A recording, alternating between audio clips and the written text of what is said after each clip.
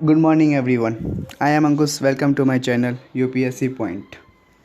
आज हम historical background of the constitutions का पार्ट थर्ड करने वाले हैं। इस वीडियो में हम बात करने वाले हैं चार्टर एक्ट 1793, 1813, 1833 जो पास किया गया था।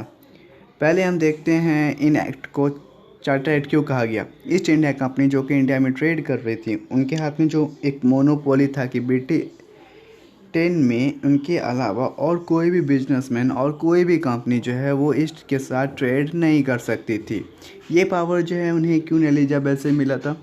हमने रेगुलेटिंग एक्ट 1773 में देखा था कि जो ब्रिटिश जो आए थे इंडिया 1600 में as a traders in the form of East India Company, उन्होंने कैसे क्वीन एलिजाबेथ को अप्रोच किया और उन्हें कैसे चार्टर गारंटेड कर दिया गया। चार्टर गारंटेड मतलब एक्सक्लूसिव राइट मिल गया उन्हें एक्सक्लूसिव ट्रेडिंग का, कि जो ईस्ट कंट्रीज़ में ईस्ट इंडिया कंपनी के अलावा कोई भी ट्रेड नहीं कर सकता था।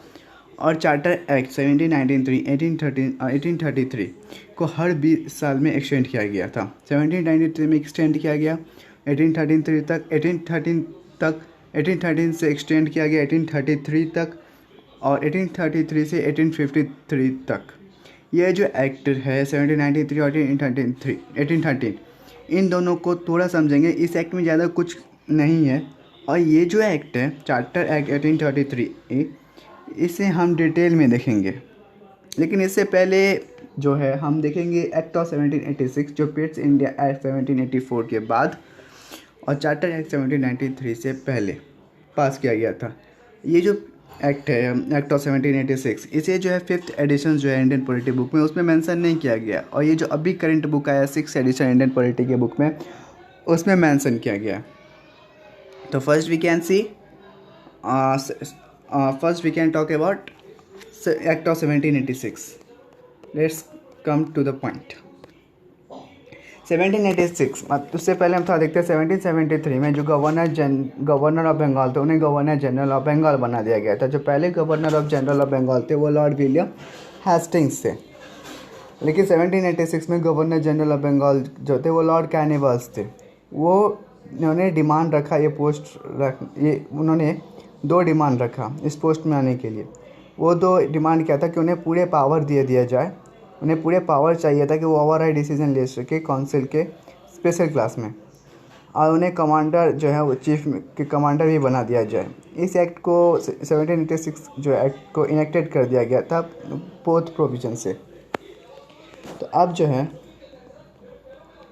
हम चार्टर एक्ट 1793 देखेंगे। 1793 में फीचर्स क्या था कि जो ईस्ट इंडिया कंपनी को रिन्यू कर दिया गया था। रिन्यू करने देने का मतलब उसे अगले 20 साल के लिए एक्सटेंड कर दिया था। जो चार्टर एक्ट जो ईस्ट इंडिया कंपनी है वो अगले 20 साल तक ट्रेड कर सकती है, मतलब 1813 तक वो ट्रेड कर सकती है।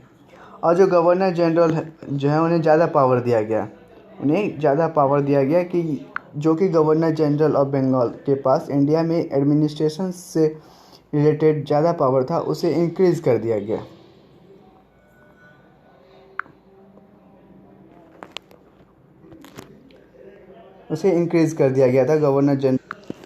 जो गवर्नर जनरल ऑफ बंगाल के पास इंडिया में एडमिनिस्ट्रेशन से रिलेटेड ज़्यादा पावर था उसे इंक्रीज़ कर दिया गया था। अब हम चार्टर एक्ट 1813 में देखेंगे। चार्टर एक्ट 1813 का फीचर देखने से पहले हमें बैकग्राउंड देखना होगा, क्योंकि चार्टर जो है 1813 इस फीचर में ईस्ट इंडिया कंपनी के हाथ में जो मोनोपोली था कि वो ईस्टर्न कंट्रीज़ में ईस्ट इंडिया कंपनी के अलावा कोई भी ट्रेड नहीं कर सकता था तो वो उस मोनोपोली को हटा दिया गया, डिसॉल्व कर दिया गया। तो इसके पीछे क्या कारण था वो हम देखेंगे। जो नेपोलियन बोनापार्ट, जिसे हम सम्राट ऑफ फ्रांस कहते हैं, सम्राट ऑफ फ्रांस, जो फ्रांस के सम्राट को उन्हें नेपोलियन बोनापार्ट कहते हैं।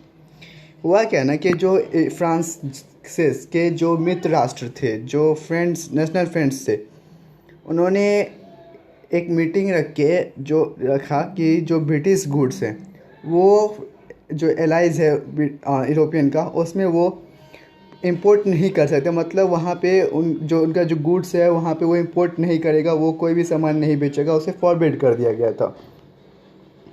और जो इंग्लैंड के बिजनेसमैन हैं उन पे जो है हार्ड डेज शुरू हो गया था, और इसे नेपोलियन बोनापार्ट के कॉन्टिनेंटल सिस्टम भी कहा जाता है। और जिसका अगला भी ये है, जो ब्रिटिश ट्रेडर है उन्होंने एक डिमांड रखा कि वो एंट्री करना चाहते हैं एशिया के पोर्ट्स में, लेकिन ईस्ट इंडिया कंपनी के पास तो मोनोपोली था कि ईस्टर्न कंट्रीज़ में जो है वो सिर्फ ईस्ट इंडिया कंपनी ही ट्रेड कर सकती है, जो उन्हें क्वीन एलिजाबेथ से वो पावर मिली थी। लेकिन इसे डिज़ोल्व कर दिया गया, मतलब इसे हटा दिया गया। अब जो है ईस्ट इंडिया कंपनी जो है ईस्ट इंडिया कंपनी ही नहीं बल्कि ब्रिटिश जो ट्रेडर्स हैं वो भी अब एशिया में ट्रेड कर सकते हैं, जिससे ब्रिटिश की जो इकोनॉमी है वो बढ़े। अब इसका फ्यूचर क्या था? जो कमर्शियल मोनोपोली था ईस्ट इंडिया कंपनी का इंडिया में, जो वो ट्रेड कर रहे थे उसे ख़त्म कर दिया गया, एक्सेप्ट वो टी ट्रेड। सॉरी, मैंने यहाँ टी नहीं लिखा है, तो यहाँ पे टी है।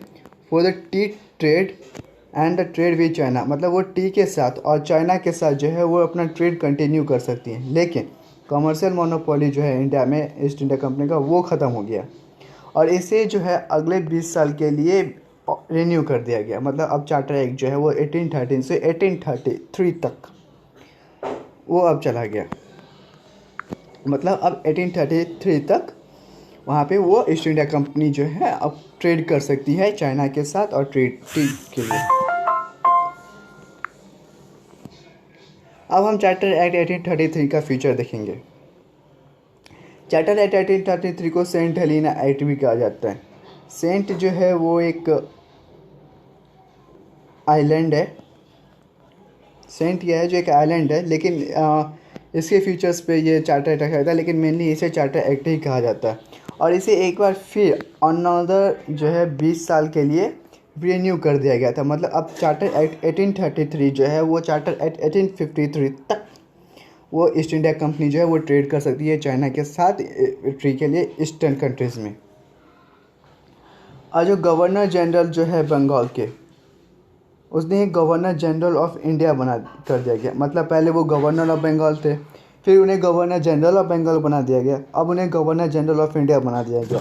गवर्नर जनरल ऑफ बंगाल तो बनाया गया था, तब उन्हें सबऑर्डिनेट किया गया था गवर्नर ऑफ बॉम्बे और गवर्नर ऑफ मद्रास के साथ सबऑर्डिनेट कर दिया था कि मतलब जो गवर्नर ऑफ बॉम्बे और गवर्नर ऑफ मद्रास है जो है वो कोई भी डिसीजन या कोई भी रूल फ्रेम करेंगे या कोई कुछ भी करेंगे तो उन्हें परमिशन लेना होगा गवर्नर जनरल ऑफ बंगाल से। लेकिन ऐसा हुआ नहीं, ऐसा होता नहीं था। दोनों जो है वो इंडिपेंडेंटली काम करने थे। अब तो इन्हें पहले जो बंगाल के जो गवर्नर जनरल तो सिर्फ बंगाल में ही वो काम करते थे और गवर्नर उन्हें सबऑर्डिनेट कर दिया गया था बॉम्बे और मद्रास के गवर्नर के साथ। लेकिन अब जो है गवर्नर जनरल ऑफ बंगाल को गवर्नर जनरल ऑफ इंडिया कर दिया गया था। अब जो है वो सारा सिविल और मिलिट्री पावर्स जो है अब गवर्नर जनरल ऑफ इंडिया ही देखेगा। अब कोई भी डिसीजन रूल फ्रेम होगा तो governor general of Bengal, governor general of India से ही परमिशन लेना होगा। और इसी के साथ जो पहले गवर्नर जनरल ऑफ इंडिया थे कि जो governor general of Lord William Bentinck जो थे वो first governor general of India थे, वो पहले गवर्नर जनरल ऑफ इंडिया कर दिया गया था। और बॉम्बे के और मद्रास के जो गवर्नर है उन्हें लेजिस्लेटिव पावर को डिप्राइव कर दिया गया था। डिप्राइव मतलब तो जब मैंने यहाँ देखा था कि जो गवर्नर बॉम्बे और गवर्नर ऑफ मद्रास को सबऑर्डिनेट कर दिया गया था गवर्नर जनरल ऑफ इंडिया से, लेकिन गवर्नर जनरल ऑफ बंगाल से, लेकिन तभी वो अपना इंडिपेंडेंटली काम कर रहे थे। लेकिन अब इंडिया के जो गवर्नर जनरल हैं वो इंडिपेंडेंटली काम नहीं करेंगे। गवर्नर ऑफ बॉम्बे और गवर्नर ऑफ मद्रास अब जो भी डिसीजन लेंगे वो गवर्नर जनरल ऑफ इंडिया से पूछ के लेंगे। और गवर्नर जनरल ऑफ इंडिया को एक एक्सक्लूसिव लेजिस्लेटिव पावर दिया गया पूरे ब्रिटिश के अंदर। अगला फ्यूचर देखते हैं।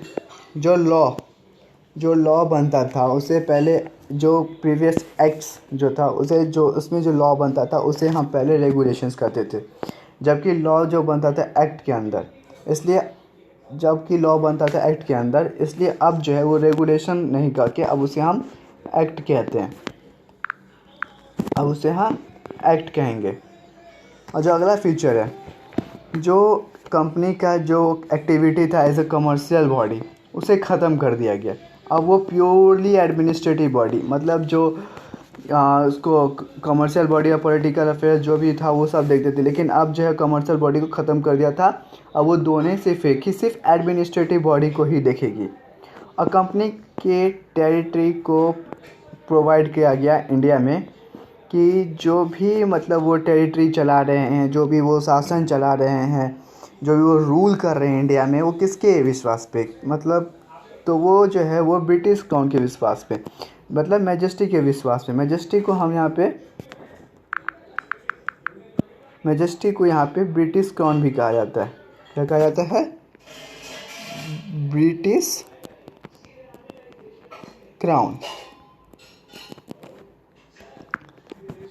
और जो ब्रिटिश क्राउन कहा जाता है, और जो उसके मतलब उनके जो बाल बच्चे जो होंगे, उनके जो मतलब उनके बाद जो उनकी जो पीढ़ी होगी वो इस कंपनी को आगे चलाएगी। और उनके जो सक्सेसर होंगे वो के जो मतलब आगे की पीढ़ी होगी, आगे की जो जनरेशन होगी वो इस कंपनी को चलाएगी। और गवर्नर जनरल जो है काउंसिल में, उन्हें डायरेक्ट किया गया। डायरेक्ट करने का मतलब क्या हुआ कि चार्टर एक्ट 1833 के अंदर लॉ कमीशन इस्टेब्लिश कर दिया गया था और इंडियन लॉ को कोडिफाई कर दिया गया था। क्या किया गया था? Codify of Indian law, Codify कर दिया गया था इंडियन लॉ की, मतलब अब जो भी लॉ है उसे एक जगह रखा जाए। और ऐसे में जो पहला लॉ कमीशन सेटअप हुआ और जो लॉर्ड मैकॉले थे उन्हें चेयरमैन बना दिया गया इस लॉ कमीशन के। इंडिया के पहले लॉ कमीशन को जो था उसके चेयरमैन कौन थे? Lord Macaulay. और ये कब हुआ था? 1833 चार्टर एक्ट के अंदर। और ये जो है पूरे मतलब जो पीनल कोड ये सब जो होता है उन्हें कोडिफाई किया गया। कोडिफाई जो करने का काम था वो लॉर्ड मैकॉले ही करते थे। अगला वीडियो होगा वो होगा चार्टर एक्ट 1853। मतलब चार्टर हमने यहाँ पे देखा था कि चार्टर एक्ट 33 को फिर से एक बार रिन्यू कर दिया गया था अगले 20 साल तक, यानी कि चार्टर एक्ट 1853 तक। चार्टर एक्ट 1853 को हम देखेंगे अगले वीडियो में। अगर आपको इस टॉपिक के रिगार्डिंग अगर आपको कोई भी प्रॉब्लम हो तो आप मुझे कमेंट भी कर सकते हैं। और अगर आपको ये वीडियो पसंद आया हो तो आप सब्सक्राइब, लाइक एंड शेयर ज़रूर कर दीजिएगा। Thank you. आज के लिए बस इतना ही। Stay home, stay safe.